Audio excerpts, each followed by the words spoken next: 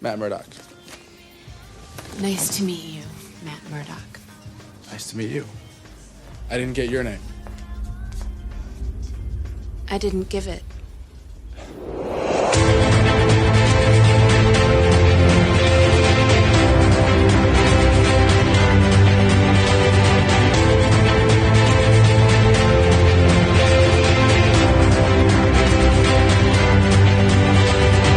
Hello and welcome back to A Stark Contrast, where we discuss the differences and similarities between Marvel Comics and their MCU counterparts.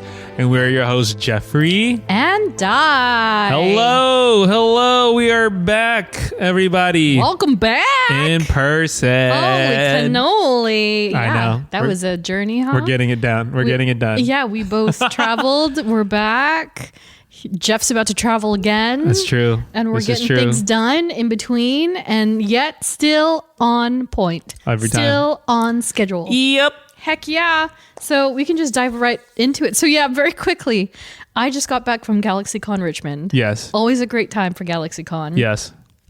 I ran into my green room adventures are always so unique, even though a lot of the same people come to every show.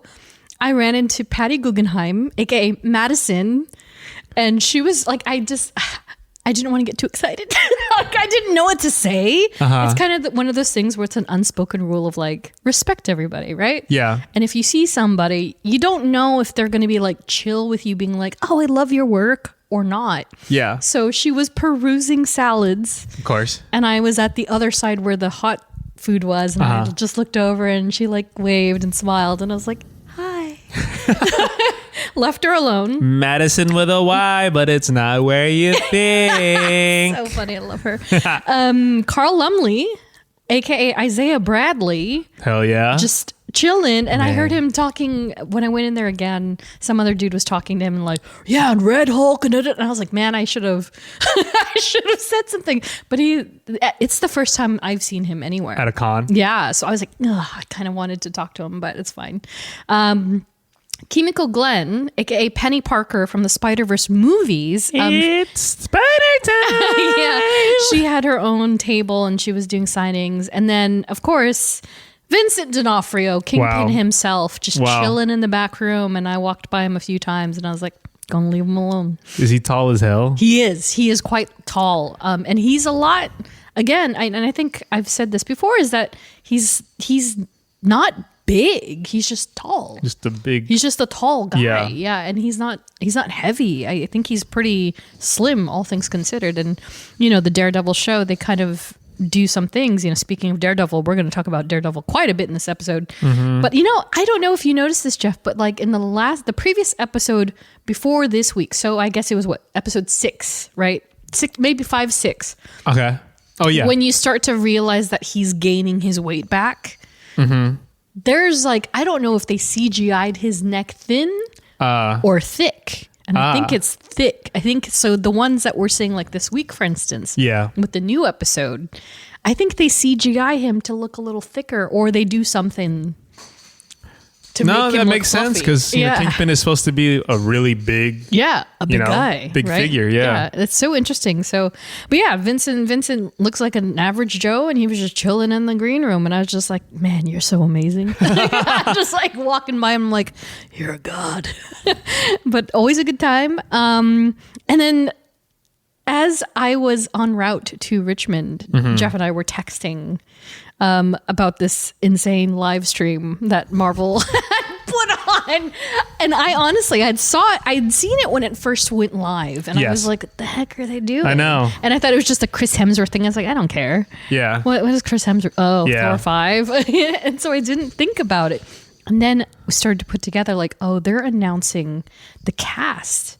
At least the first half of the top billing cast for Avengers Doomsday with all the chairs. Yeah, just the cast that we know about so far. Right. So far, which of course, on April Fool's Day was just an opportunity and a half for many people to play with that. But yeah, so I'm not even going to go through the list, but it's a lot of people. It's a good list. It's a good, healthy, weighty list. I wanted to say it was ballparking 25, maybe.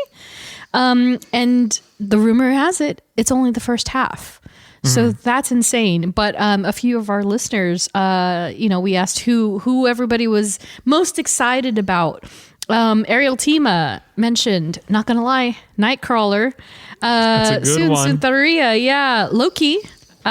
Peach Optimo. The return of all these OG X-Men is wild. That one is a crazy one. Yeah. And then Batfan Addict as well. X-Men.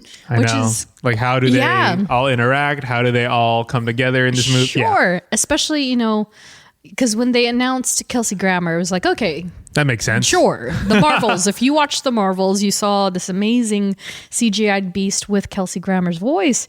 But to then go further and bring back Sir Patrick Stewart into the mix and it potentially be the one that did not die in Multiverse of Madness. Obviously. The traditional. Which one is it? Obviously, which one is it? Yeah. The one in Logan, the main one. Yeah. He passed away. Yeah. The one in the multiverse. Yeah. Earth 8 something. It's like 89003. I know it's there's an 8 in there. I know that. Yeah. That one's dead. So it's like, well then obviously it's probably the one in Monica Rambeau's universe that she's stuck in. So curious. So and then with Photon. And with Photon, and then Sir Ian McKellen as well. And then they had to one up themselves even more and announce that not only was Alan Cumming coming back as Nightcrawler, indeed, but Rebecca Romaine, the OG Mystique, in addition to your man's Scott. This is like legit. I probably said it in at least 10 episodes where I'm like, God, if I could just get James Marsden back as Cyclops, I got it. And it got Channing Tatum back. So that's cool. Dai's very excited about Channing Tatum, guys. So excited, guys.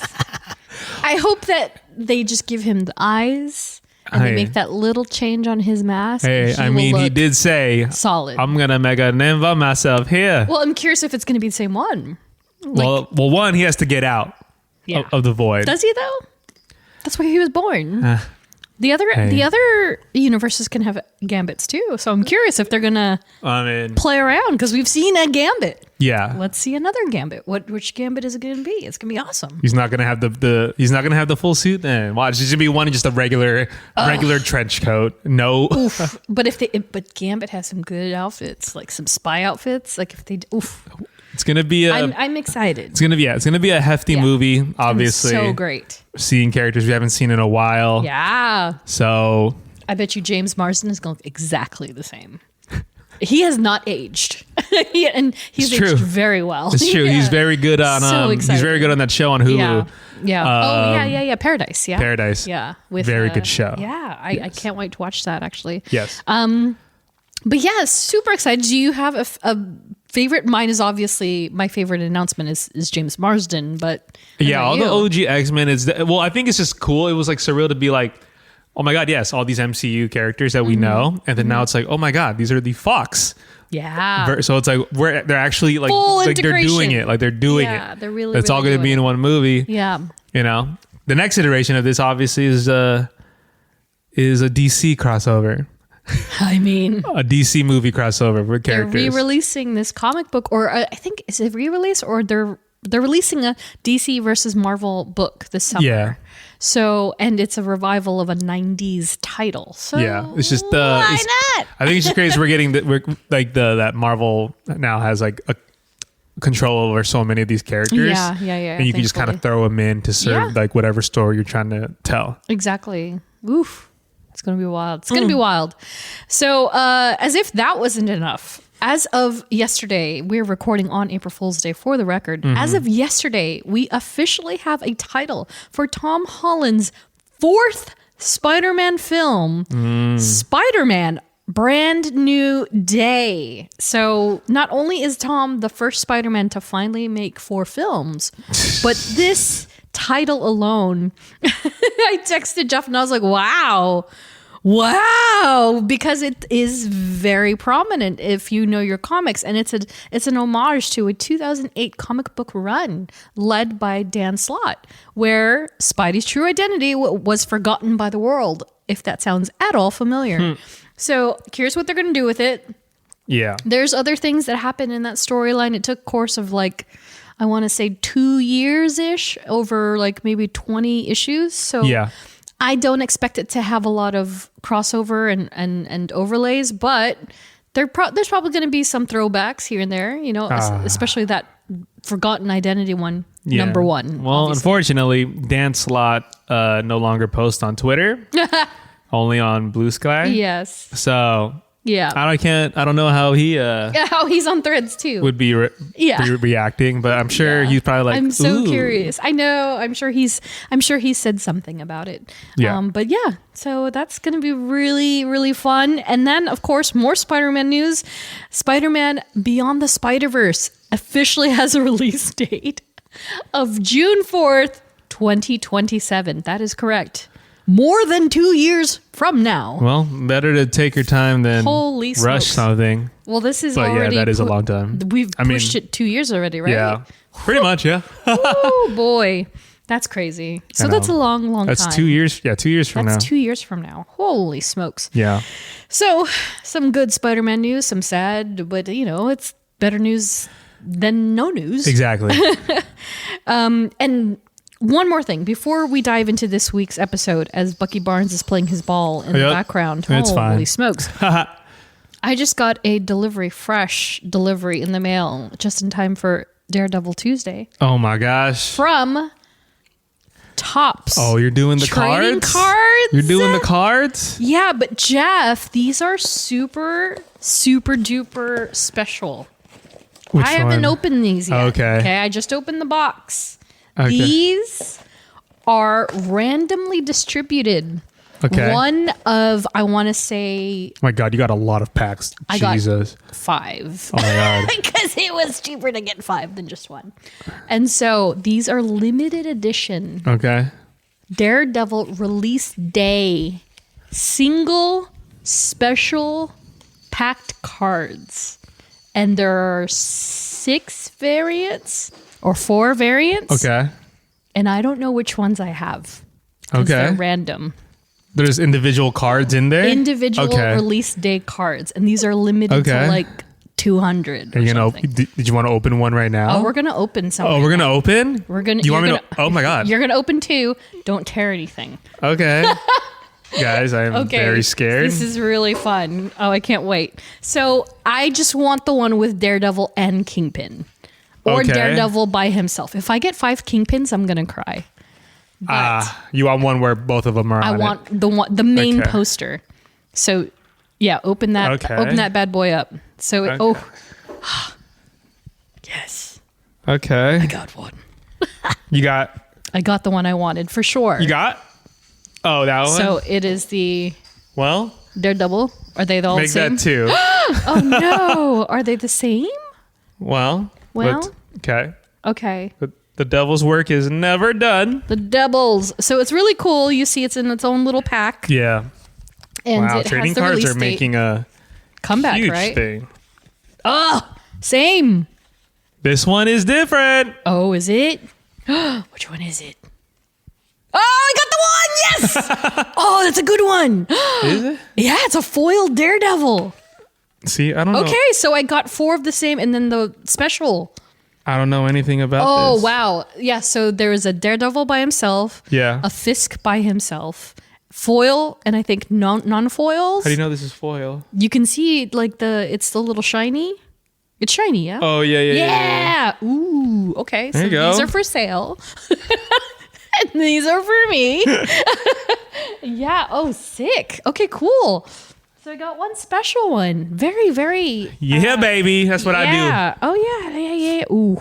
That's schmexy. Oh, yeah, it is shining. I can see I it. like that. I like that a lot. But yeah, very cool Tops now. So they're doing these individual release day cards. Yeah, these are like 1 in 20 out of 200. Oh, my God. So glad I got opened him. it. Glad I got good luck. Good Jeff. Good pull. Woo! Hell so yeah. very happy. But speaking of hell yeah, and speaking of Daredevil, we're gonna talk all about Daredevil in this episode, but not about Matt Murdock. We're gonna talk about somebody else in his purview. But just a reminder, we're not experts. We don't claim to be. We're just a couple of nerds nerding out. Mm-hmm. And in this episode, we're nerding out all over Elektra. Yep. So, just in case you wanted some related content, check out episode 37, Daredevil, for more. But we'll jump right into it. So, created by Frank Miller. Are you at all familiar with... I swear I thought it said Frank Castle, and I was like, that's crazy. I mean... That's crazy. Same difference. Frank Miller. Sounds familiar, but can't say that... Are you familiar with a comic or a movie called Sin City? Sin City. Okay. Big one. And so Frank Miller... I see it. Yeah. Yeah. The art style and all that. Frank Miller's a big guy when it comes to comic lore, especially with Daredevil. Funny enough. And so Elektra's first appearance was in Daredevil number 168, cover dated January 1981. And I believe Frank not only penned the issue, but he also drew it. Okay. He's one of those. It's kind of rare to find somebody that writes and draws? Yeah. That's a lot of skill. And well. And the issue title is simply Elektra, spelled correctly, because... if you look at the issue cover itself, it is quite funny because if you look on this little box here, the spelling, there is a massive typo in her name. And it's Elecktra. And evidently, I did a little digging because I was like, there's got to be a good reason for this. Yeah. Like, holy crap. Can you imagine getting it back and you're like, and you're Frank Miller, you get this back and you're like, that's not her name. You fool. So evidently, this was simply due to miscommunication between Frank Miller and whoever laid out the cover lettering. So they just accidentally did that, which, in all fairness, this is how it's spelled in history. So we'll talk a little bit about the namesake as we go along. But do you want to give it a go as far as cover price goes? In the 80s? I'm going to hold this up. 1981. 15? No? The face I made. Inflation is crazy. 25? No, more. 30? More. 50 cents? 50 cents. Inflation goes crazy because in the set, literally a decade ago, it was like 12. 25. Yeah. Maybe even 20. Yeah. Yeah. And so this one was 50 cents. When My God. Wow. Yeah. And so very, very interesting. As you can see, very simple. Daredevil, the man without fear. And then the bubble says, Elektra, once he loved her, and now she is his most deadly enemy. True. And it just, as most of these covers are, they don't give the full character reveal. It's just a shadowy effect. And so as far as the graded versions I found for sale, the highest graded I found was a CGC 9.6. Only $850. Interesting. Which I find, as an Elektra fan, a little undervalued. A little undervalued for a 9.6. Yeah, 9.6 is less high, than $1,000. Yeah. Interesting. Put some respect on her name. Truly, she's worth more than that, as Peggy Carter would say. Know your value, or know your worth, whatever. Know your worth. Yeah. And then on eBay, a CGC 9.8. With a signature, gold signature series signed by Stan Lee. $7,000. That's significantly more. I know. But that's so interesting, right? Because it's not like Stan Lee himself created that character. Yeah. It is a character created under Marvel. The company that Sure, created, yes. Right? So it's like Frank Miller. If you got Frank Miller to sign it, to me, that's a different story. Yeah. So it is interesting that it goes for $7,000. Whereas the lowest I found, a CGC 4.0, was $140. And then a CGC 5.0 was $175. So Not too bad across the board. You could get the fair market value is apparently 9.4 for anything. You could get a 9.4 for about $350 to $450, and then raw you could get it for about $150 to $300 depending on the condition. It's not bad.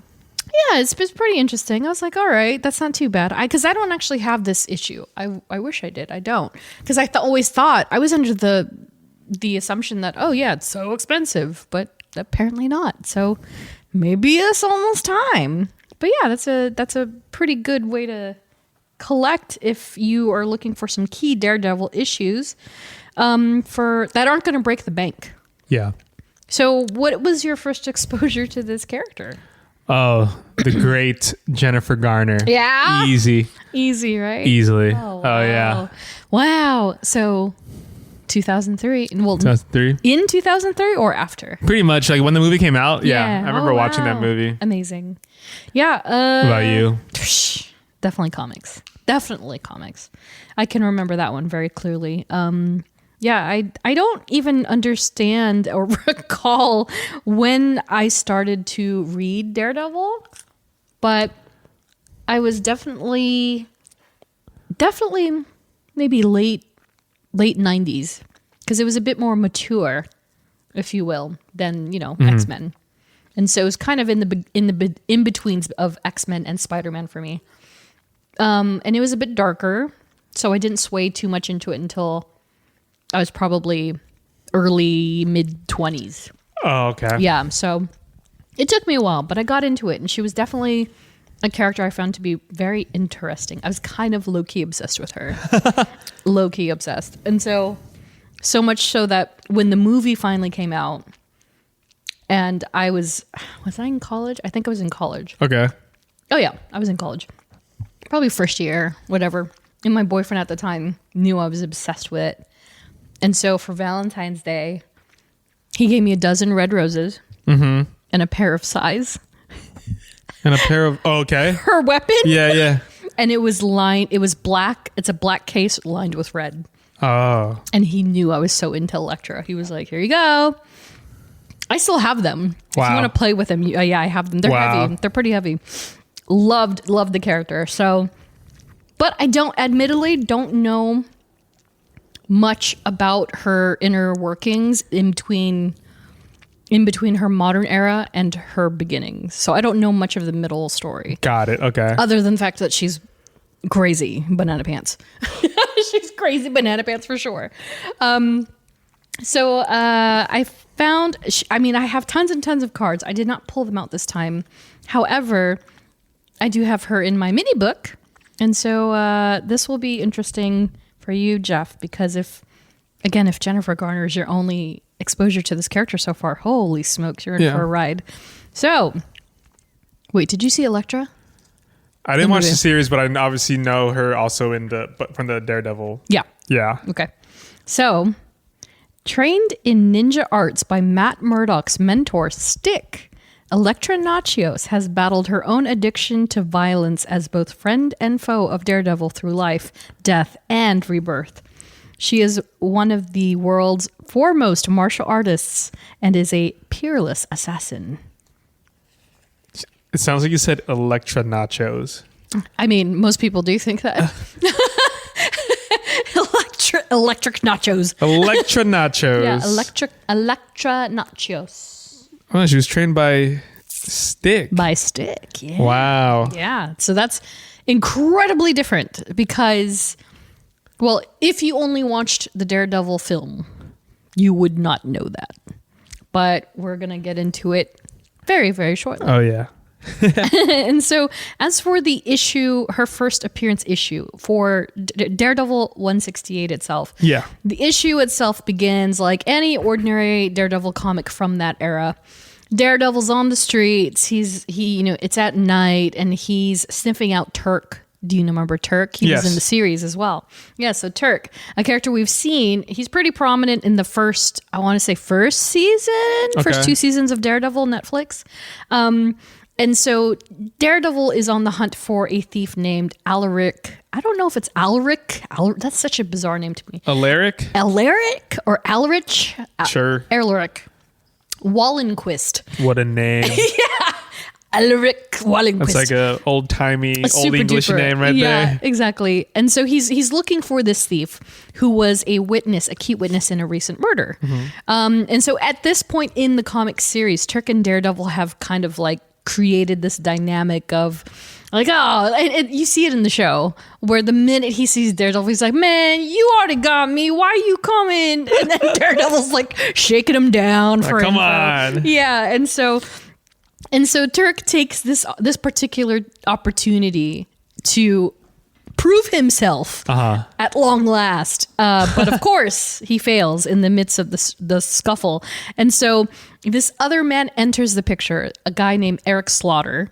And wow. Yeah, exactly. Sure. And so there is actually unrelated but related, there is a modern day comic called Something is Killing the Children. And the main character in that comic is Erica Slaughter. And I was like, that's interesting. Is there any relationship? Yeah. Yeah, I don't know. There's not at all. It's not even Marvel, but I'm curious if the creators were the least bit inspired.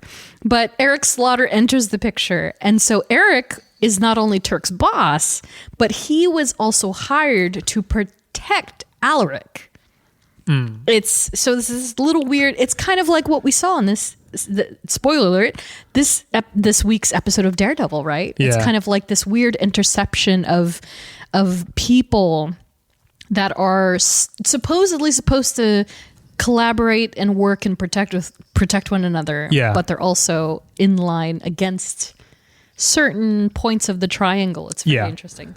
So anyway, just as Daredevil is making some semblance of progress, another surprise enters the picture, and it's Elektra. And so I have her first panel here. And what I loved about Frank Miller's original art is that he drew faces like in a way that other artists had not quite captured. He drew his women with large eyes, full lips, and like also sharp features. And so same thing was true with Elektra.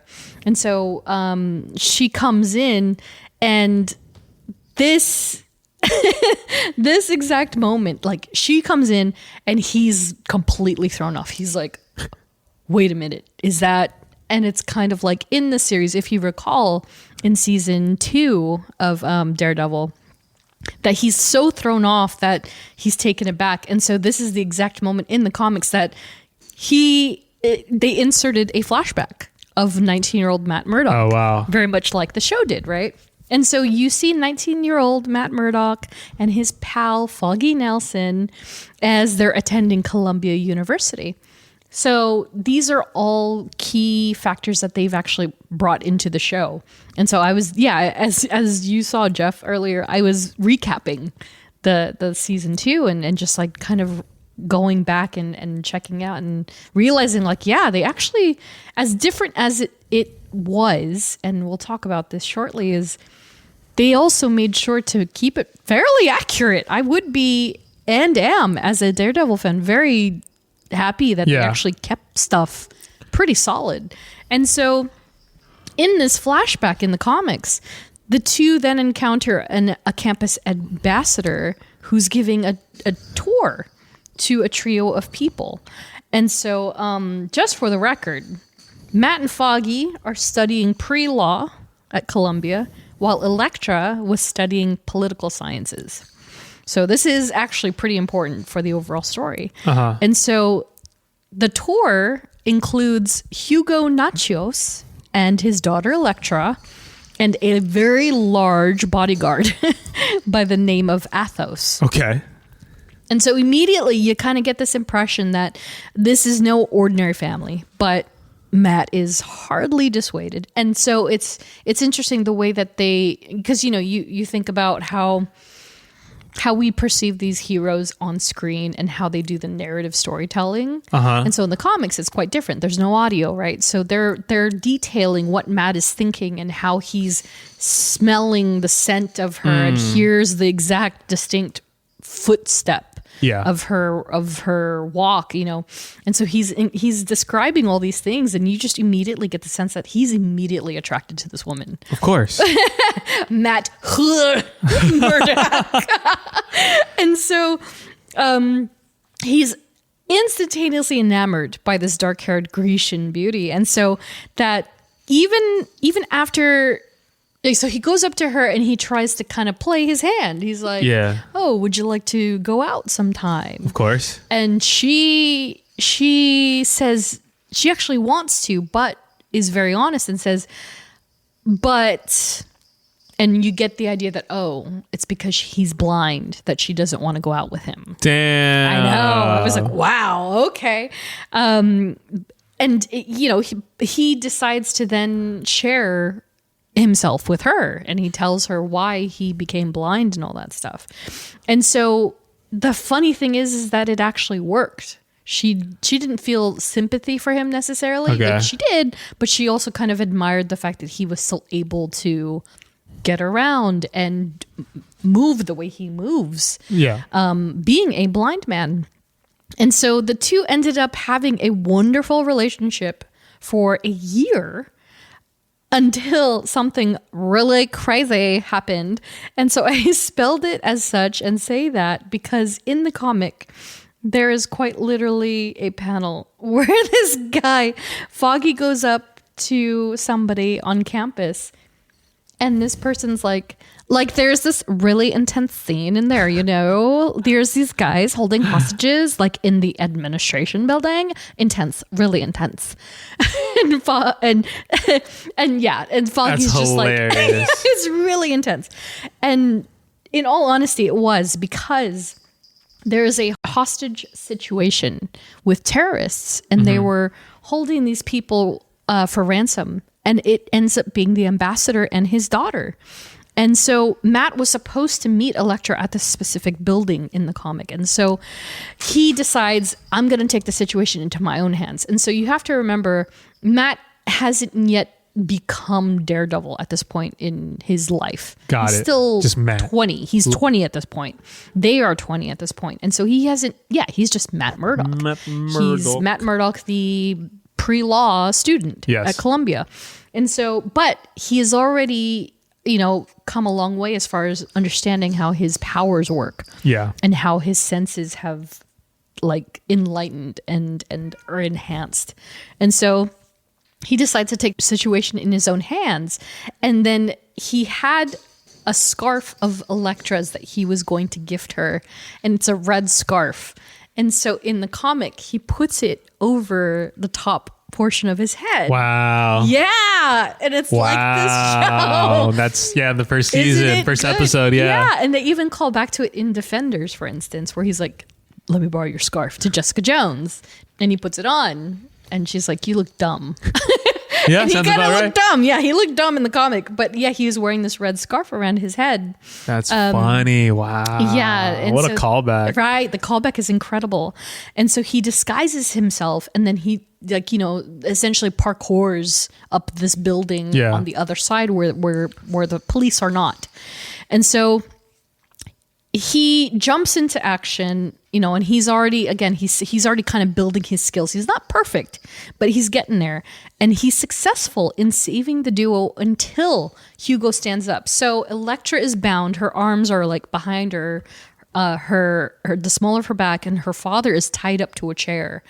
And the two duck down because the police are obviously aware that there's a hostage situation. And Matt, I think one of the guys fumbled and fell out of the window. One of the people that were holding them hostage. And so the police immediately think, oh my God, they're killing the hostages. Not that somebody's actually jumping in to take care of business, right?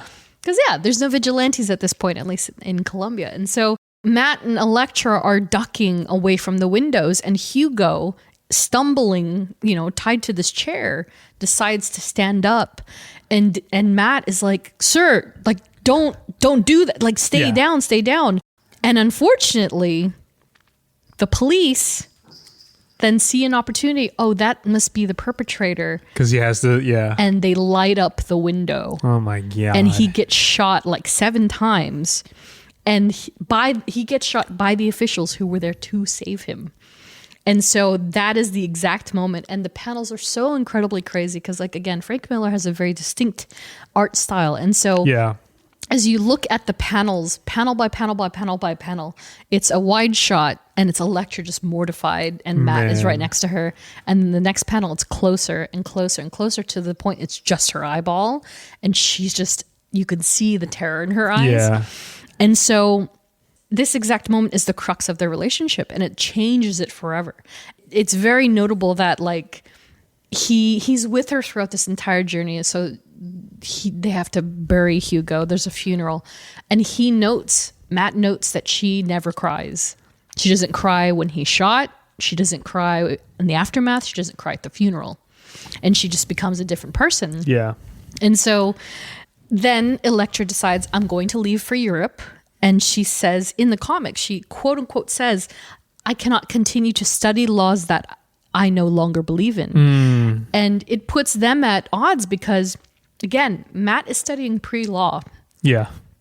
And if she can't believe in the system that he is studying to protect and uphold, she's got to go. Yep. Really puts them at odds. They break up. And so that's the end of the flashback, and it goes back to present tense. And Matt, as Daredevil, is still reeling like, oh my God, she's back. And he's quite literally like, almost like in a fetal position on the street in the rain. Oh my gosh. Because he's so like, it was his first love, and he hadn't thought about her in a decade type of deal. Yeah. And so he's like recalling like what happened and how she left, and now, that she's apparently a bounty hunter and she sells her skills to the highest bidder. Yeah. And it's literally everything that he despises. And so they became one another's like pure enemies. opposition. Yes. Yeah, absolutely. And so it makes what the book said even more accurate. Like she's a friend and lover, but she's also a foe and an enemy. Yeah.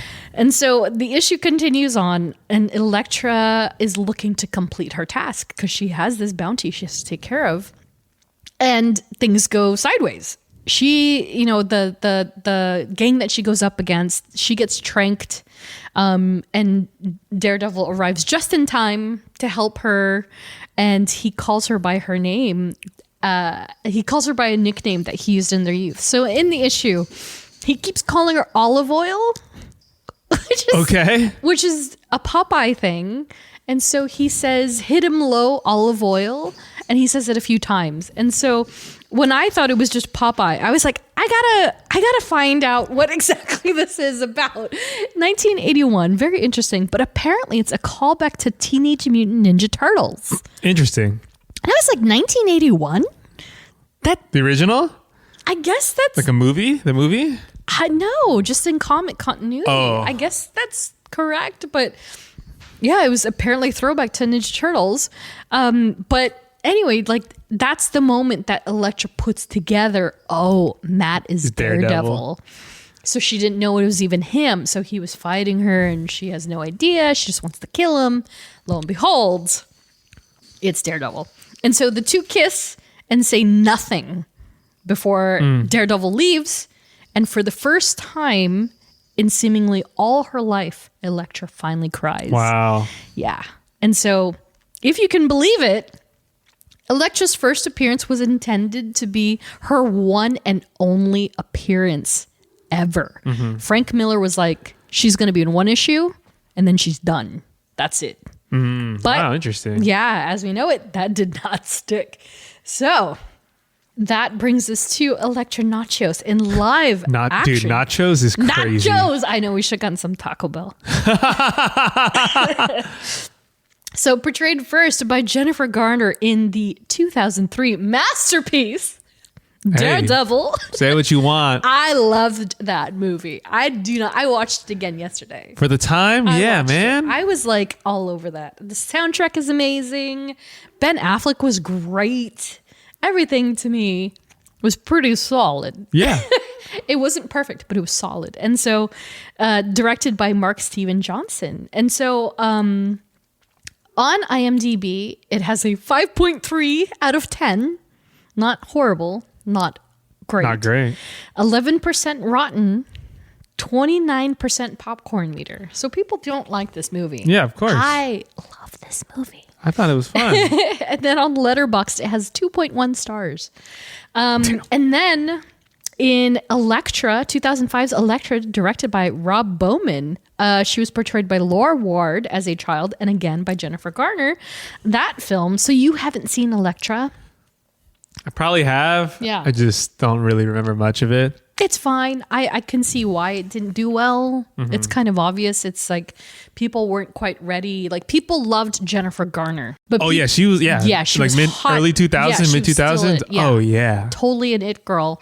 But the people weren't ready for an Elektra movie, which was interesting. And so Elektra itself has a 4.7 out of 10 on IMDb, 11% rotten, 29% popcorn meter, just like Daredevil. And then on Letterboxd, 1.6 stars. So people did not like this film. I thought it was okay. Not bad. She's great. She's fantastic. The rest of the movie is like stinky poo-poo. It's not good. Yeah. And so that is not the end of the Elektra lineage, however. She was then portrayed as a youth by Lily Chi for Elodie Young's Elektra in season 2 of Daredevil in 2016, as well as in The Defenders in 2017. Only to return to Jennifer Garner's time-displaced Elektra once again in 2024's Deadpool and Wolverine, directed by Sean Levy. Yep. So we've gone full circle with this one. That's crazy. It's so wild. Yeah, so 2003, 2005, 2016, 2017, 2024. We've already seen her in 5 different iterations. And still played very by relevant. Two women. Yeah, so incredible. And so on the live action side, you tell me how much of this you remember. So in Daredevil, Daredevil the film, yes, she was presented as the daughter of the wealthy and prominent Greek-American figurehead in the films, but her origins are further revealed in the subsequent media released after 2003's Daredevil. So Garner's version had been endurance trained by her father at a young age in the Elektra film, presumably taught to fight somewhere down the line, whereas Elodie Young's version had a similar upbringing, but within the chaste, with Stick, who was later deemed, she was later deemed too dangerous to be among the group, and then she was then adopted and raised by the Natchioses. So it's interesting right there in that point, because you have Column A, where she was very much their daughter, raised as a debutante, and then trained, and then Elodie Young's version was somehow ended up with Stick in the chaste clan. And then they put her up for adoption with this Greek family. Crazy, dude. Yeah, it's very interesting. I'm curious why they decided to go that route. But later in life, Elodie Young's Elektra attempted to get Matt to kill his father's killer, Roscoe Sweeney. And that incident separated the two for many years until their reunion later in life. So I don't know if you remember this. This was like, I almost forgot this even happened until I rewatched it. But this is when they were in college in season 2 of Daredevil, the Netflix series. Okay. They're imagining their life together. They're in college. They're probably like 21-ish. Okay. And they go to this like mansion, and he's like, "Oh, whose house is this?" And she's like, "Oh, it's one of my father's business colleagues." Or whatever. Of course. Yeah, I love her accent. You know, yeah. Say what you will about Elodie Young, but I love her accent as Elektra. And they end up having this man tied up to a chair, and it ends up being Roscoe Sweeney, who killed Matt's father. And so she's provoking Matt to, you know, for lack of better words, to let the devil out and of course kill this man and get revenge, because that's what she was so bloodlusty, you know? Yeah. That's that I do remember being violent for her version. Yeah. So violent. And so, so she attempted to get him to kill Roscoe Sweeney, and that just blew them up because he wouldn't do it. He beat him up a bit. Yeah. He roughed him up and then realized, oh God, what have I done? And then she was like, "End it, Matt. Kill him. Take his life for killing your father." And then he just couldn't do it. And so he called 911. And that was it. She left. He never saw her again until she returned. And very much like the comic in that way, that she just popped up in his apartment and was like, "Hello, Matthew." And then, this part part that I'm about to mention is where it kind of took a hard left turn for me is when it was revealed that she was destined to become the Black Sky, right? The hand's leading weapon of power.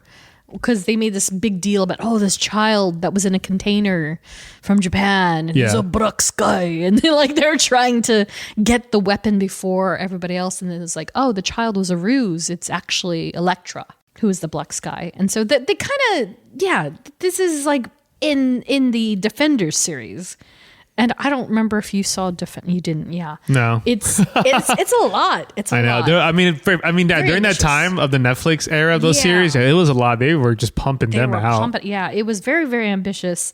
And again, it's kind of one of those things where it's like they may have jumped the shark a bit. Yeah. Especially because you would have had to have watched Iron Fist and Luke Cage and Jessica Jones and Daredevil. Yes. And so, it was a bit hefty, but at the end of the Defender series, once all this stuff is going down with the hand, and it's Daredevil versus Elektra, and Elektra versus the Defenders, and then also the hand and her being Black Sky. Sigourney Weaver is like the main antagonist. Right. Yeah, very, very interesting. So at the end of the series, she dies.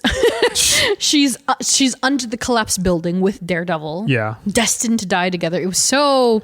Rewatching that was so interesting because she's so Elodie Young when she speaks as Elektra. She almost hisses, and she's very sharp. Oh, okay. And so she's like, Matthew. Yeah. You know what I mean? Yeah. She's like, we'll die together. We're meant to be together. And she just keeps saying all these crazy things. And so she presumably died at the end of that series. She's dead. Her body was not found, even though Matthew continued on in Daredevil season 3. Yes. So we've yet to see her return to MCU continuity, but that's beyond the return of Jennifer Garner as Elektra, again, in Deadpool and Wolverine. And so she's presumably of Earth 701306, which is continued from the Elektra film. So from Ben Affleck's future. So, interesting, because that one, I don't know if you've seen the videos that Jen has posted, or even the Assembled, right? Yeah. She mentions that her universe's Daredevil, which would be the Ben Affleck one, died. And her suit is made of the same material that his was. His is, Yeah, and so it's the deep red, and it's got the embellishments and stuff. And then she carried on the legacy, essentially. So, I'm curious what we're going to see next as far as Elektra goes.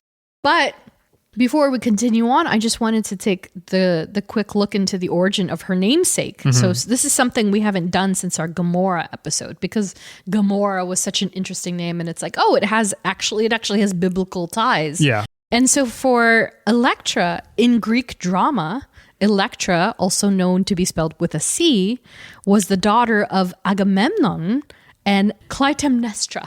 Sure. I agree with you. If I didn't mess up Agamemnon, I knew I was going to mess up Clytemnestra.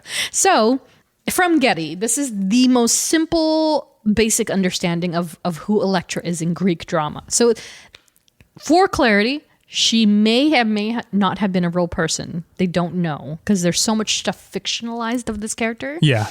But it's possible this woman actually existed in real life. And so Elektra in Greek mythology or Greek drama is regarded as, quote unquote, devastated by her father's death. She was a wild and empathetic character. She wasn't civilized in a soft, feminine, graceful way because she was consumed with anger and revenge. For her, there was no relief from her rage. Oof. So Frank Miller, clearly a fan of Greek drama. Yeah. That is very much the Elektra that we know as well. And she also lost her father. And so it just sets course for her character. And she's basically... pure rage. Yep. Yeah. Anger, revenge, rage. No relief. Yeah. Nailed it. So for aesthetics, if you scroll down, Jeff, you'll see it. Very plain and simple. The woman does not wear anything but red and black. It's red and black. And so as far as Jennifer Garner is concerned, they never quite stuck the landing when it came to Elektra's live action attire. And then the most remotely comic accurate version appeared a decade later with 2016's Daredevil season 2. And that that is one of those instances where it preceded a comic book design. So she appeared in the show, and then they're like, she's going to get a new suit in the comics. And then they made the second suit in our picture here. Got it. That's why it looks the way it does. Got it. It looks like it's on point. And then the final costume on our doc, it's Elektra's own Daredevil costume, which we'll talk about more near the end of the episode.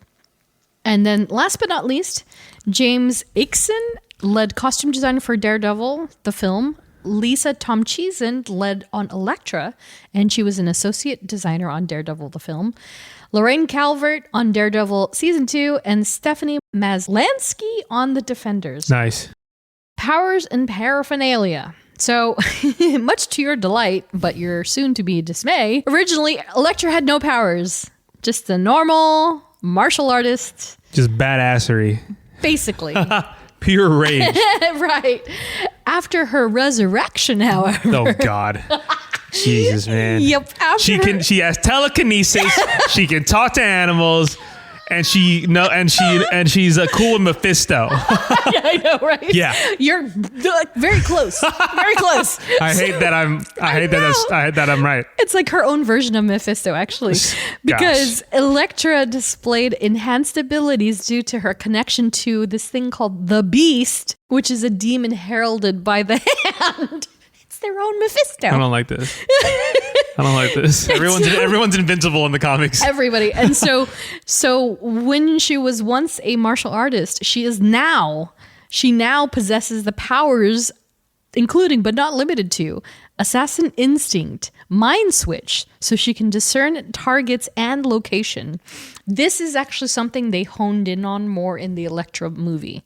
And so you don't see it anywhere else except for and it was funny because like at the time I was like, what the hell?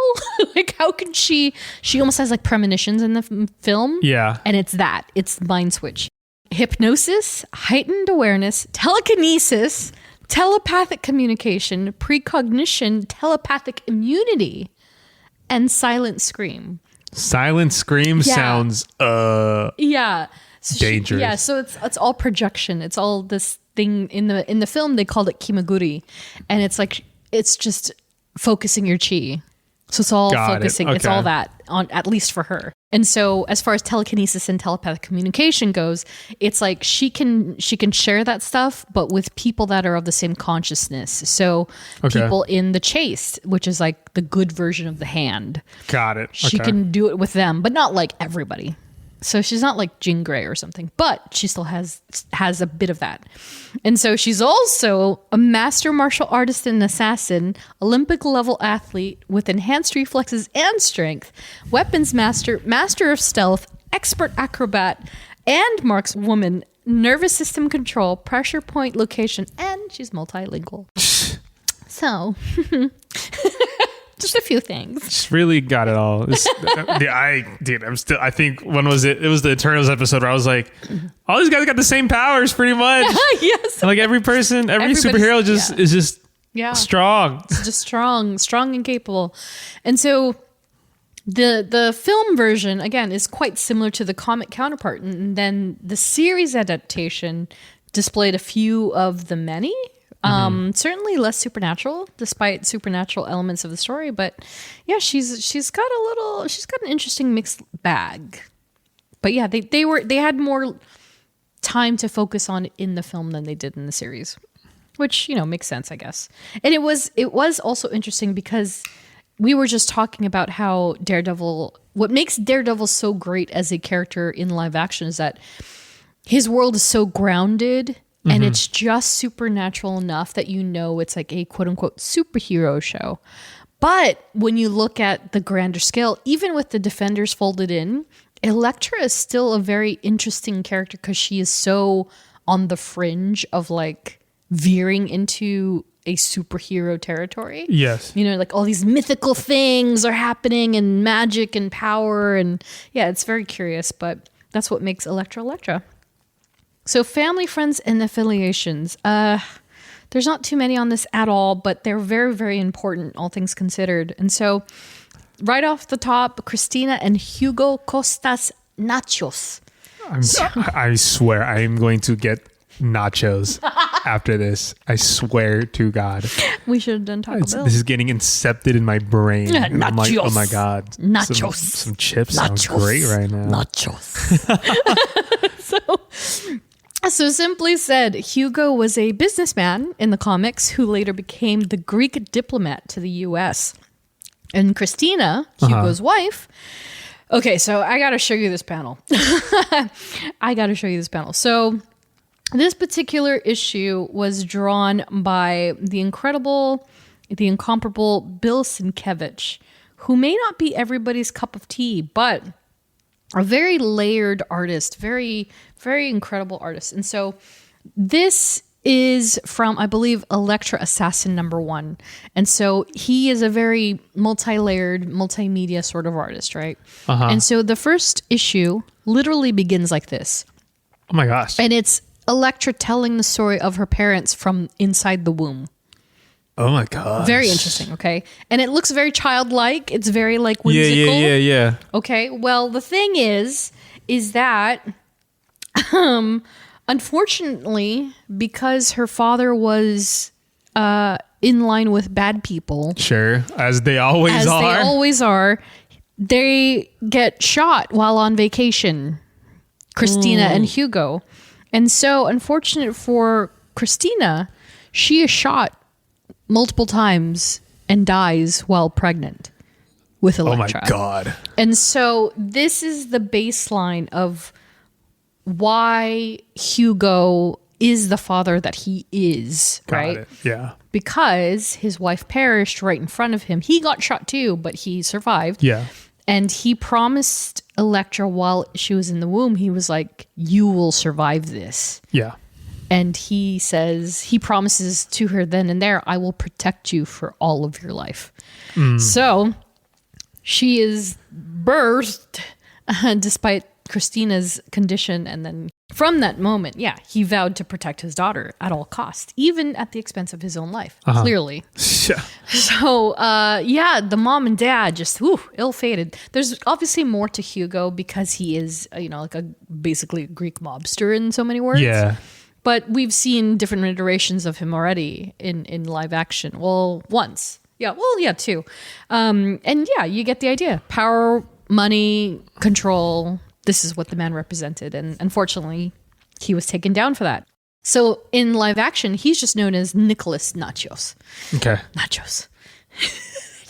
Dude, I swear to God, I'm gonna do it. And so Nicholas, he was first portrayed by Erika Vadi in 2003's Daredevil film.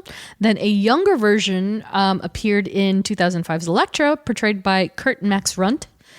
Christina, however, is never credited by name, but she was portrayed by Jana Mitsola in Elektra. So she's literally in that movie. She only has one line, but she's in it. She's in like 3 scenes. Yeah. They just credit her as Elektra's young mother. I'm like, okay. And so as far as live action goes for Nicholas, so he was lieutenant to Wilson Fisk in the film, and he attempted to sever his relationship with the Kingpin, but of course he paid his debt in blood thanks to Bullseye. And then Elektra witnessed her father's death, believing Daredevil to be the killer because he had the what do you call it, baton in his chest. I don't know what a better word is for it. Yeah. And then she later went toe-to-toe with Bullseye after learning the truth, and then she died by Bullseye's hand. And so as far as the Netflix series is concerned, she was then presented as a diplomat's daughter and debutante, as I mentioned. And then Nicholas was previously, he's only mentioned in Daredevil season 2. So they don't bring him back at all. He's already dead. He's long gone at this point in the MCU. And so he was apparently previously a large investor in Roxxon Corporation. Interesting. Right. An organization that's been threaded along in various parts of the MCU. So we've heard Roxxon in Loki, in Spider-Man obviously. Game, yeah. And then I think Iron Man, maybe? Possibly. Yeah. Very vaguely. Very vaguely. Yeah. But yeah, it's been everywhere. And so that is the only actual notation that Elektra makes about her father, is that he did business with Roxxon. They really wanted to keep that business, but she wanted out of it. And so he otherwise has not made a re-entry into the MCU, and he probably won't, because again, he's dead in the timeline already. He's been dead for at least 10, 15 years. Yeah. Probably 20, because they're operating on 2027 at this point. So yeah, probably won't see him again. Someone we have seen a couple of times over is Stick, who, surprisingly has a pretty weighty effect on Elektra and her background beyond Matt. And so we've seen a lot of Stick as far as the series is concerned, and as well as in the Elektra film. But in the comics, these two don't seem to be as heavily threaded together as their live action counterparts, but they still bear an obvious weight of importance for one another. Like I kind of mentioned above, he kind of fostered her through the Chaste, and so he rehabilitated Elektra and attempted to keep her morally good throughout the early years, even sending her to Wolverine's aid. Wow. During a notable arc in the 1996 run of Wolverine. That's Volume crazy. 2. Yeah, so this is the point where in Logan's history, he had a solo title, and it was the second one, and he was feral. He didn't know how to speak. He didn't know anything. Okay. And so Stick sent Elektra to sort of tame him and kind of get him back into human working order. And so I believe she taught him, maybe not her specifically, but she helped him become more human again. And so that's all in due part to her. And they actually team up quite a bit back in the 90s. And then most recently, Stick and Elektra have clashed over the corruption of Matt during a storyline called Shadowland. And so yeah, there's obviously the common denominator of Matt Murdock in all of these situations, but yeah, Stick was hoping to keep his pupils morally good. He's like the beacon of light when it comes to these characters, right? Because Matt, once again, let the devil in. Like, he's got the good and bad, which is very ironic, and it's significant to the character. And Elektra is actually kind of the devil on his shoulder in a lot of ways, right? Yeah. Because she's always corrupted in some way. So they clashed. They clashed in this particular storyline, and Elektra she liked him tough and hardened and cold, and like the series, she wanted to see him kill people and just let the devil out. But Stick's always there to try and keep the peace, I guess. So in live action, however, so he's first portrayed by Terrence Stamp in the Elektra film, and then Scott Glenn in the Daredevil series. So, again, we'll discuss a little bit about Stick here and there throughout this episode. But in live action, he not only resurrected Elektra from death, but he further trained her in the film. So you didn't get to see that yet. But Stick was not at all prominent in the Daredevil film. He was more prominent in the series for obvious reasons. Yeah. And he played a huge part in Elektra's life in the series, speaking of. And he trained her. It was so crazy because I have not watched those episodes since they came out, right? Yeah. So it's been 10 years, almost 10 years. But yeah, it was interesting to rewatch because he trained her since she was like 10, maybe 12 at most. With his group of good ninjas, so to speak. We call them, and they're called the Chaste. And so, he wanted to keep her in this very good standing way of life. And then later, as an adult, Stick summoned her again, but this time to bring Matt into the Chaste. Yeah. Which she very much failed at because she herself is compromising and manipulative and rage issues and kind of evil. But the two remain intrinsically linked through the Daredevil series and into Defenders. And despite it all, Elektra killed Stick in Defenders. You did not see that. Yeah, shut up. Spoiler. My bad. But yeah, she kills him, unfortunately, and it's kind of a shock because it's not like a fake out. She killed him, and in front of Matt, and Matt loses it as he usually does. But yeah, that was the end of that. But they again, the most, I don't even know if it's fair to say comic accurate, because they both, the film and the series both had pretty strong points as far as him training her goes. Yeah. But the route that they took with Elodie Youngs is so far off that it's like, oh, she's a little cray cray. Yeah, I just remember it being like she's like super violent, pretty much. So violent, and she's quite different from Jennifer Garner's in that Jennifer Garner has a certain poise and grace to her. Yeah. That I feel is more reminiscent of like at least Elektra in a classic sense. But Elodie is she doesn't stop. She's incessant. Yeah. She just keeps going and keeps going. And so, yeah, unfortunately, Stick falls at her hand because, she literally stabs him through the chest. And I think she did it multiple times. I think she did stabby stab, and Matt was like, stop! And this is after, by the way, she took down all the defenders, including Jessica Jones, which doesn't make sense to me. But anyway, we're not here to talk about that. For the story. So for love interests, don't be shocked. We're only one person and one person only. We're only going to talk about Matt Murdock, aka Daredevil. And so 3 simple words, sum them all up: tragedy, trials, and tribulation. And this is from Marvel's mouth. You know what I mean? They even said that.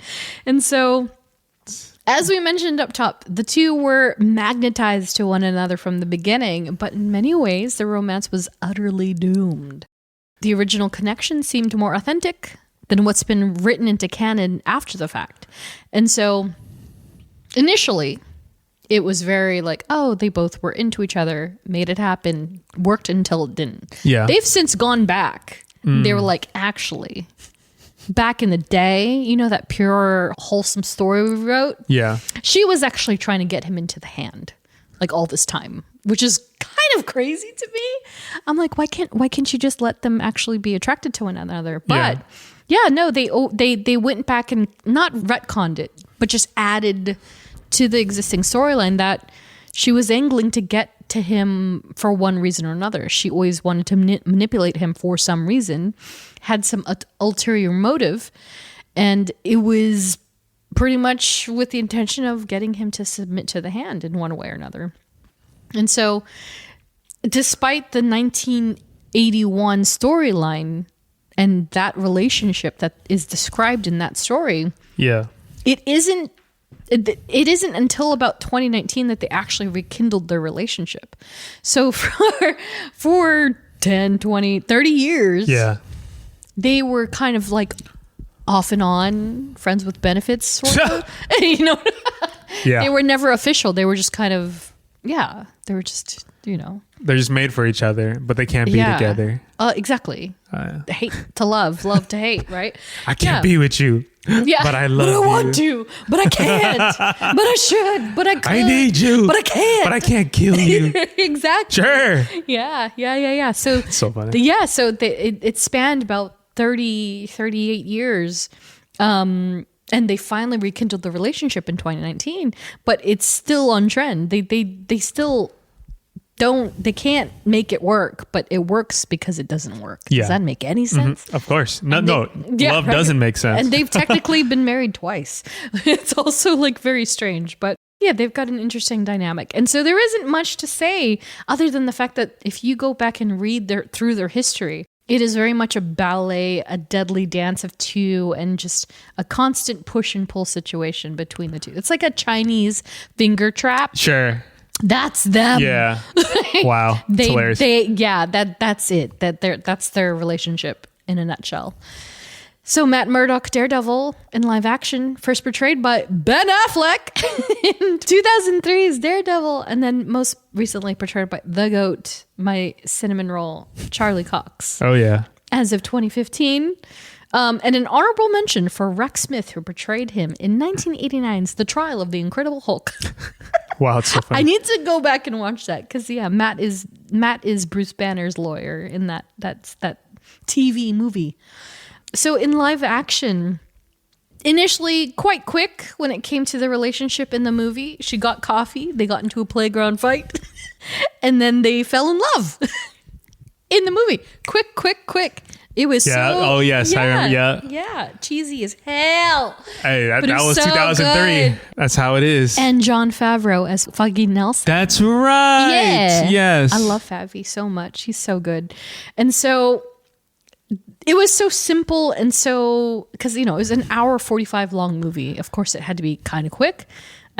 Which explains why it was so much more complex when it came to the Netflix version. And as we mentioned above, the killing of Roscoe Sweeney and the way that she re-entered his life and became a tremendous part of not only the Daredevil series, but the Defenders as well, is like, holy smokes, the impact that she had on just, resurfacing and in Matt's life. He just completely derailed. And her presence alone, it constantly tests the devil within Matt. Again, awakening not only the passion he'd felt for his first love, but this innate darker side that he clearly has. Yes. He is not just a good Catholic boy. He's not. He's not. You even said it. We were watching the Daredevil episode together today. And yeah, you even said it, that it's like he just has this thing in him, right? That he just can't help but let it out. Yeah. Constantly. And you see it when he's fighting Muse and how he fought Fisk at the end of season 3. It's there. He just can't help but succumb to it. It's just something that is built in him, and she sees it. She even says it in the series. She's just like, what did she say? She said something along the lines of like, I see this darkness in you. And the way she says it, she's so attracted to it. She's trying to pull it out. But of course, we learn that it's because she wants to bring him over to the hand, right? But it's just very interesting that she can see and tap into that darkness and lure it out. But now we see he's doing it on his own without her even around. So it says a lot about said devil. So notable adversaries. There's only 2 that we're going to talk about today that actually coincide in both comic and live action. The first one being Benjamin Poindexter, aka Bullseye. And so these 2 cross paths all too often in comic continuity, but there otherwise is no actual substantial thread that binds them aside the fact that they're both assassins. Yeah. So it's really Bullseye is just intending to get to Daredevil somehow. Elektra's probably in his way for one reason or another. And he decides he wants to kill her. And so he's often sent to kill her as a goal, honestly, and so much that after a while you kind of just think that he just wants to do it for fun. For fun. Yeah. And just so, pure joy. Pure joy, yes. As a psycho like Benjamin Poindexter would be, it's fun for him, especially with somebody who is so hell-bent on not wanting to lose. Yeah. Elektra's obviously so competitive, how it's fun. It makes it fun for Bullseye. And so funny enough though, we don't see too much crossover in the live action, but Benjamin Leonard Poindexter Bullseye, first introduced in 2003's Daredevil, portrayed by Colin Farrell. Oh my God. Yeah. Ripe, tender age of 26 when he portrayed that madman, by the way. That's right. So crazy to think about. And also to think that that film is pretty much 25 years old. That's gross. Yeah, right. Oh my God. Gosh. And then, of course, most recently portrayed by the magnificent Wilson Bethel as of 2018 in Daredevil Season 3. That guy. God, he's so good. I can't wait. I hope they bring him back another round because he will not die, speaking of. In live action, we know that Bullseye is responsible for killing Elektra's father in the first film. Even Kingpin says at one time, wrong place, wrong time, wrong family. Yeah. Something along those lines to Matt about the dynamic that they all share because, he fell in love with this woman, Grecian American, and her father's a diplomat. And, Bullseye was in the right place to kill the wrong person with the wrong woman. Woo! So, yeah, she just, once again, got in the way. And so later in the film, Elektra fought Bullseye on the rooftop, in her new black suit and all that good stuff. But similarly to the comics, Bullseye stabbed Elektra through the chest and out her back with her own sai. Yeah, again, like it's so nuts that it's the comic accuracy that even to the point that she's hoisted off of her feet. That is graphic. Yeah, with the side jutting out of her back, which is funny because in this comic, technically, this is still within the parameters of comic code. Really? As long as it's like a blood thing, right? Because you don't see it enter. You just That's see true. the You just see implications. something poking out. Yeah, you just see something poking, and it's like you don't see blood. So Yeah. whew, but they sure showed you in the movie. And yeah, the fact that the one thing that the one drastic change of the movie and the comic, however, is that Bullseye sent Elektra tumbling off onto another rooftop to where he fled, and then Daredevil watched her die, which, funny enough, is the same line that he said to Heather in this week's episode of Spoiler, Daredevil. sorry. Spoiler! Stay with me. But in the comic, Elektra is, like nearly gutted. And Bullseye, in all his sadistic nature, just puts on an overcoat and a hat and follows her as she crawls all the way to Matt's apartment or house. And she dies in his arms while Bullseye looks on from the crowd, just lighting a cigarette, enjoying the day. So they have this very similar relationship in the film and the comics, but as far as I can recall, they have zero crossover in live action. That's crazy. Which is very curious because I feel like they could have done so much, but because they went so like gung-ho on presenting Elektra as her own sort of sadomasochistic, like evil, like prominent person in Matt's life, and also with the hand, who we'll talk about shortly. Yeah. It's almost like they didn't have room to make that conflict. And even now, it wouldn't make sense necessarily, timeline wise. Like, and it makes me wonder if they're going to revisit this particular moment in history. Oof. Or have they moved on past it? Will Bullseye do it to someone else? I mean, he's already done it once. He's done something. He's done something. He's done something. He's done something. So it's like, and also, how many times can Elektra die? Yeah. So there's also The same amount of times as Uncle Ben can. Yeah. Oh my gosh. Yeah. Exactly. Right. And it's one of those things where it's like, okay, they've moved on so far from that moment in Daredevil's life that it might not make sense to actually go back there and throw these two characters together that have not yet interacted in quote unquote MCU continuity. So, like, yeah, I don't know. I guess we'll see sooner than later because Bullseye ain't done yet and Elektra's body was never found. So there's still room for something.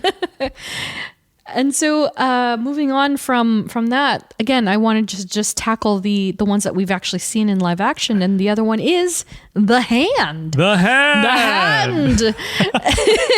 And so if you aren't familiar by now, The Hand is a global order of evil mystical ninjas prominent in organized crime.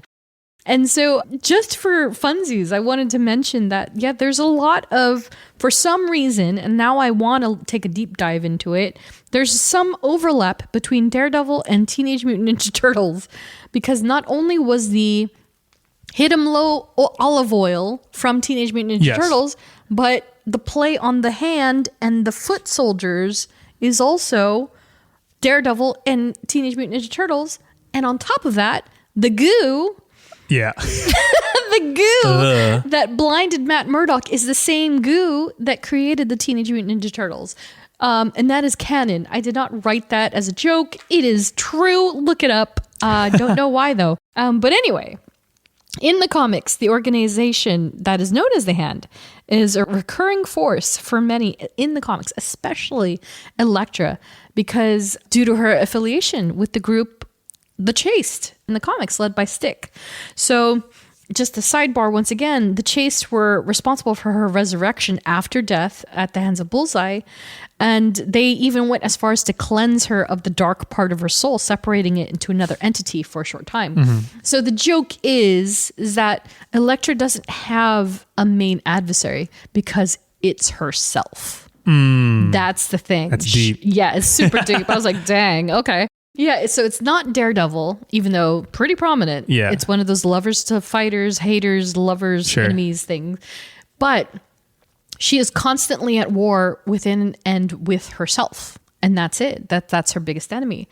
But as far as the hand is concerned, in modern comics, so she's fought them on and off throughout the entirety of her tenure, if you will.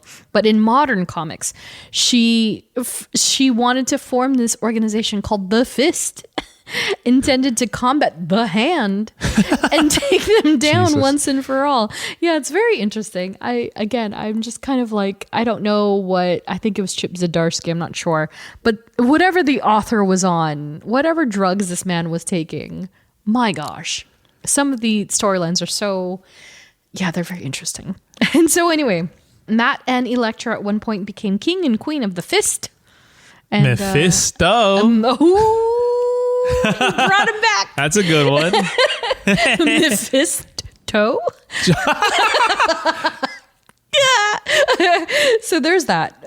But yeah, the hand. So in live action, they were first introduced in live action in 2005's Elektra, which is kind of crazy to think about because they've been in live action continuity here and there in different films and different series for 20 years now.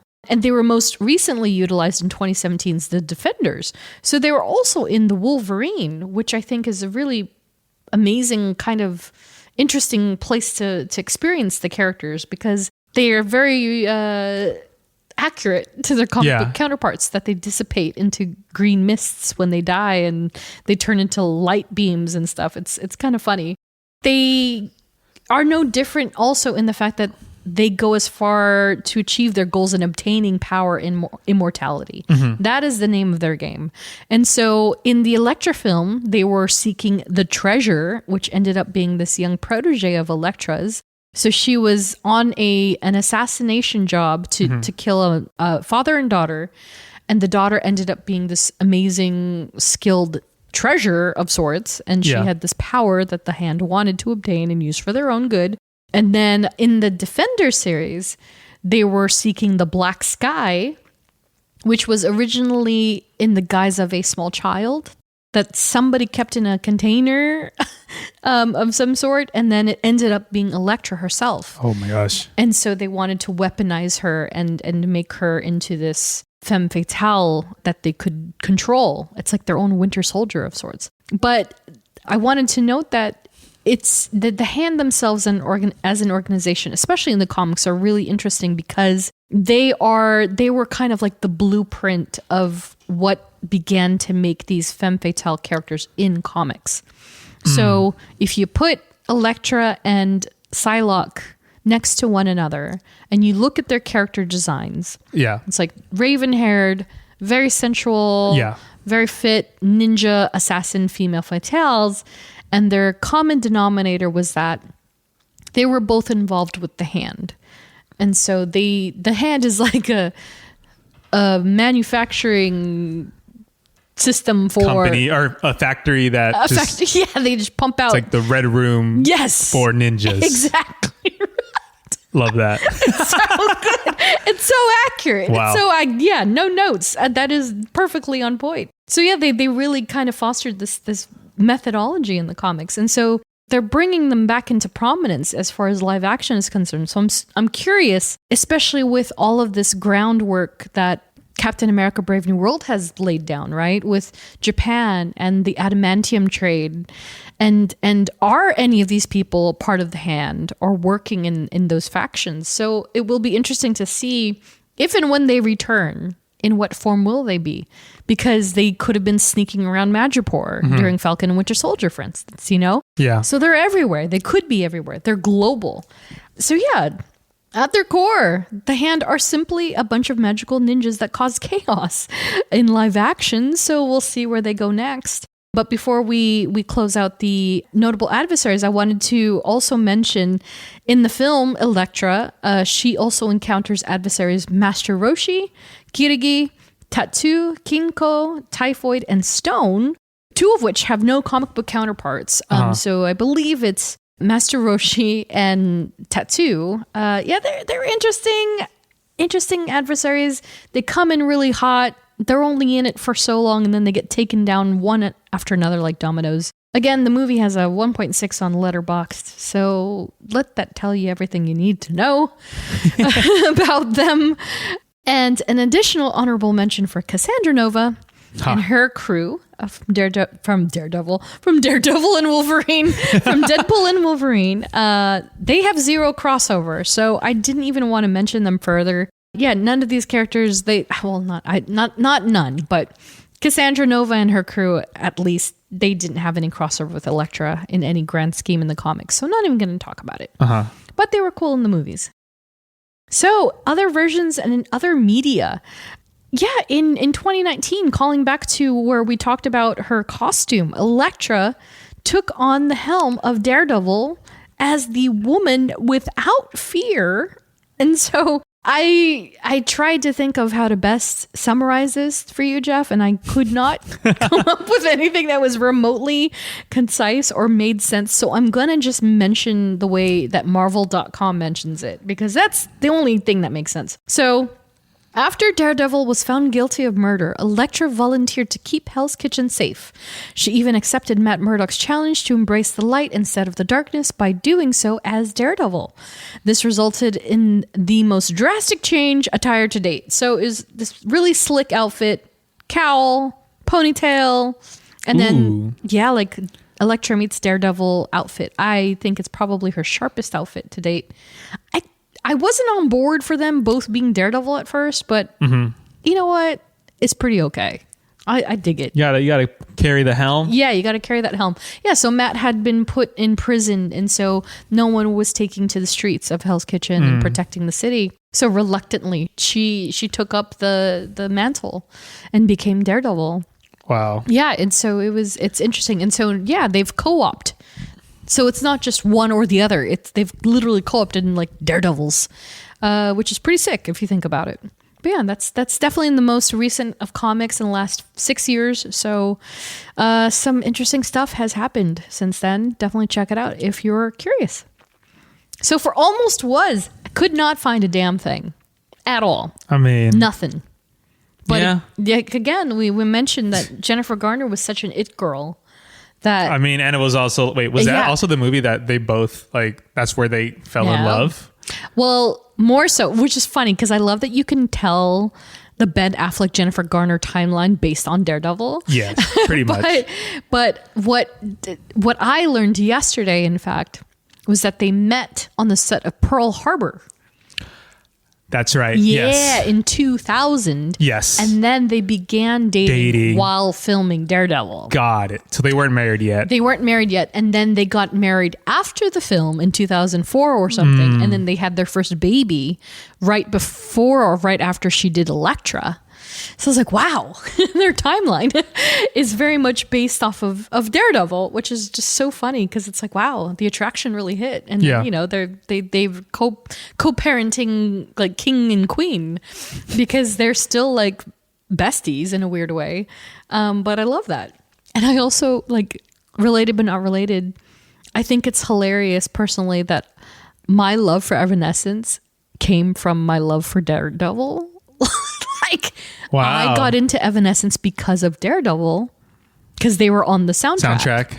Makes sense. Then can you imagine the course of my life that would have changed if I didn't if I didn't get into that? I was like, holy crap. You would have never discovered absolute greatness. Yeah. Oh my God.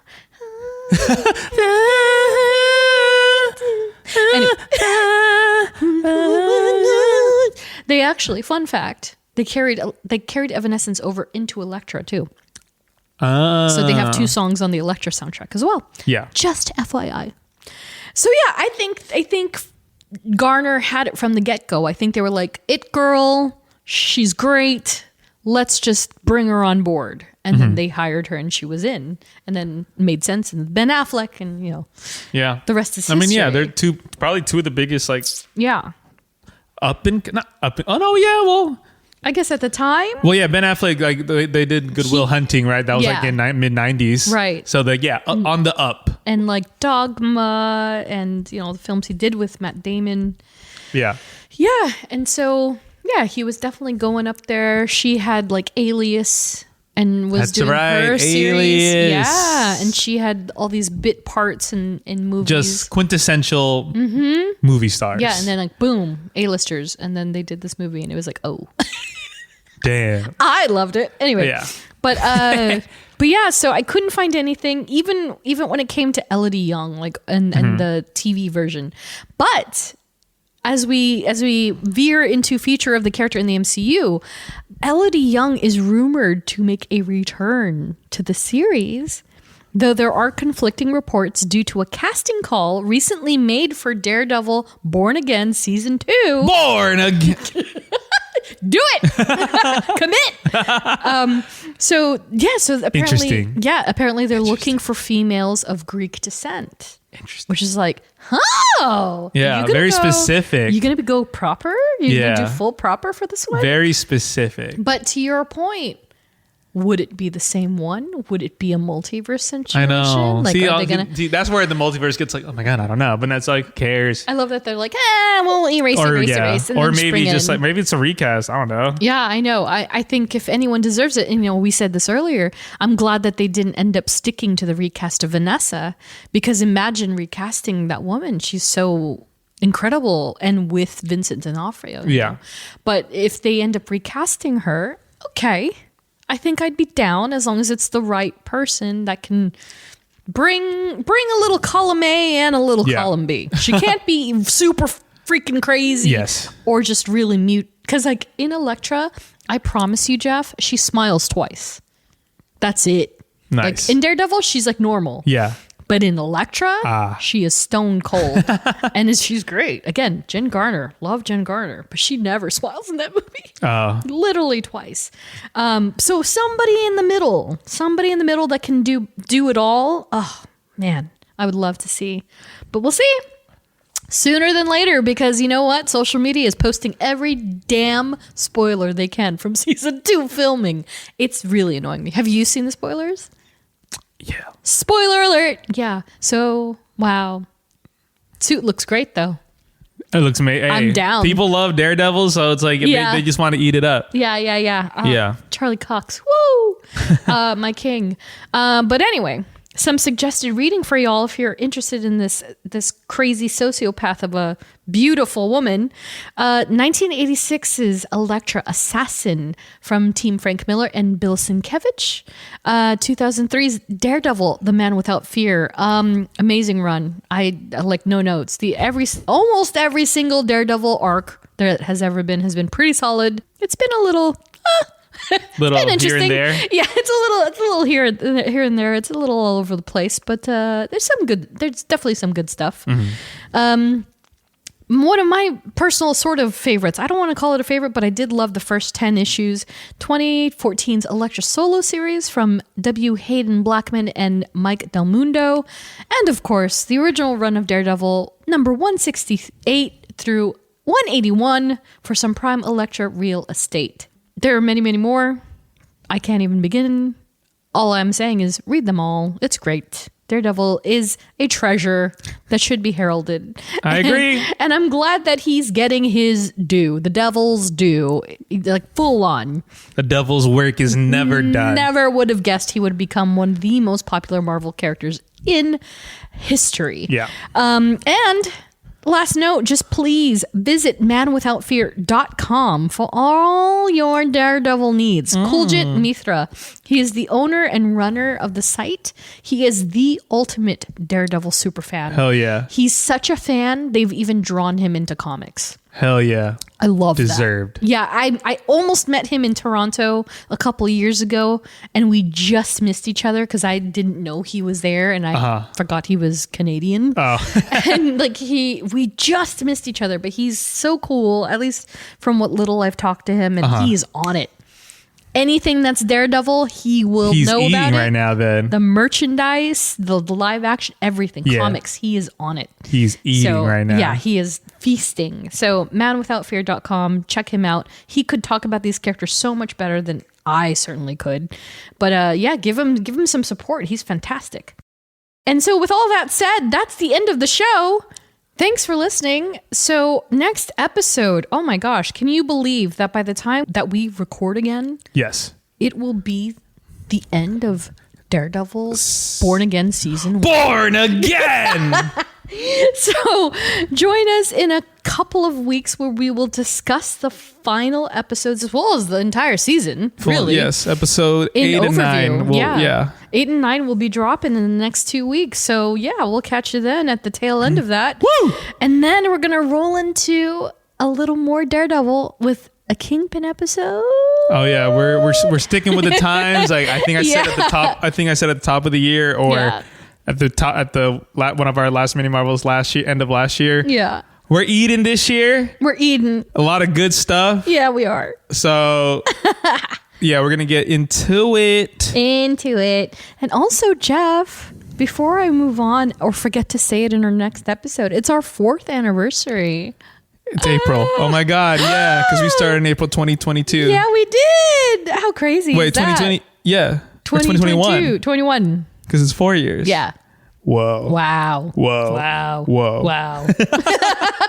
So happy anniversary. Wow. And thanks for sharing our anniversary with us and Daredevil. So yeah, catch us back in a couple of weeks for more Daredevil discussions. And finally, thank you to all of our Patreon supporters and a special We Are Groot salute to Robin, Edgar, Andrew, Nats, Andrea, Ashley, Jenny, Melanie, Joe, Liz, Ariel, Chris, Katie, Sherry, Tyler, Ed, and Laura. Follow us on social, STRKCNTRST. And if you like what you hear, review, rate, and subscribe. Once again, thanks for listening. We will catch y'all in the next one. See you later. Bye. Bye. There's always this glorious darkness inside you. That's why I took you to Roscoe Sweeney's. And yes, that's why I loved you. That's why I loved